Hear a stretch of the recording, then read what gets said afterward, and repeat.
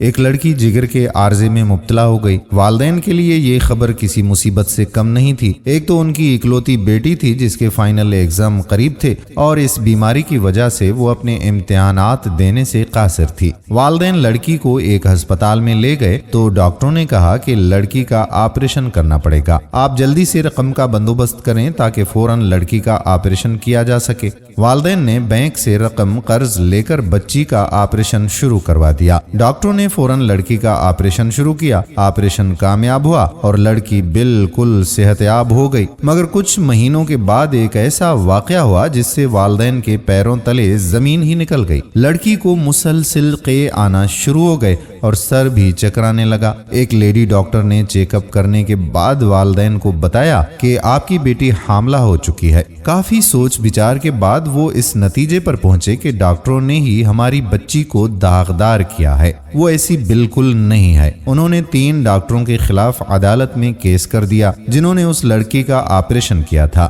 جب ڈاکٹروں کو اس بات کی خبر ہوئی تو ان کو بہت غصہ آیا۔ تینوں ڈاکٹر عدالت میں پیش ہوئے اور ساتھ ہی ہسپتال کا دوسرا عملہ بھی گواہی کے طور پر حاضر ہوا، جنہوں نے ڈاکٹرز کے حق میں گواہی دے دی کہ یہ ایک بے بنیاد الزام ہے۔ 10 سال کے عرصے میں تینوں ڈاکٹروں کے خلاف کسی نے کوئی شکایت نہیں کی۔ ڈاکٹروں نے اپنی صفائی میں آپریشن کی ویڈیوز بھی پیش کر دیں جس میں انہوں نے آپریشن کے علاوہ کچھ بھی نہیں کیا۔ عدالت نے تمام گواہوں کی موجودگی میں ڈاکٹروں کو باعزت بری کر دیا اور لڑکی کے والدین کے بے بنیاد الزام لگانے کے جرم میں 50,000 روپے جرمانہ عائد کر دیا۔ لڑکی کی پوری محلے میں بدنامی ہوئی جس کی وجہ سے اس نے اپنی نس کاٹ کر جان دے دی۔ والدین کو بھی اپنا محلہ تبدیل کرنا پڑا، مگر کہانی ادھر ختم نہیں ہوئی۔ اب مکافات عمل کا سلسلہ شروع ہوا۔ کچھ عرصے کے بعد ایک سرجن کی بیوی کسی کے ساتھ بھاگ گئی اور گھر کا قیمتی سامان اور زیورات بھی ساتھ لے گئی۔ ڈاکٹر صاحب یہ صدمہ برداشت نہ کر سکے اور اسے فالج کا جھٹکا لگا۔ پچھلے کافی عرصے سے وہ بستر پر معذوروں کی طرح اپنی زندگی گزار رہا ہے۔ دوسرے ڈاکٹر کا کار ایکسیڈنٹ میں بہت بڑا نقصان ہوا،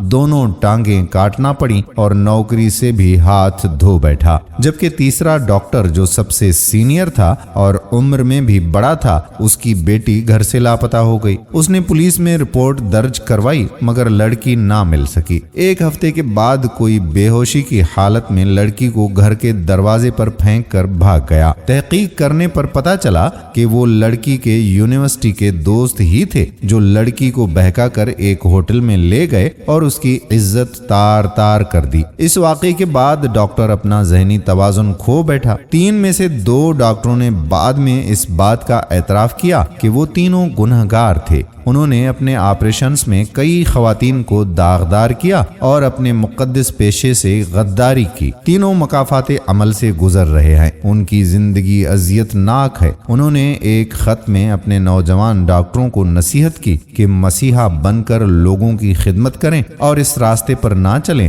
جس پر ہم چل پڑے تھے اور ایک ایسی دلدل میں پھنس گئے جس سے واپسی ممکن ہی نہیں۔ دوستو، اگر آپ بھی اس بات سے متفق ہوں تو ویڈیو کو شیئر ضرور کیجیے۔ آنے والی ویڈیو تک اپنے میزبان قادر بخش کلہوڑو کو اجازت دیجیے۔ اللہ حافظ۔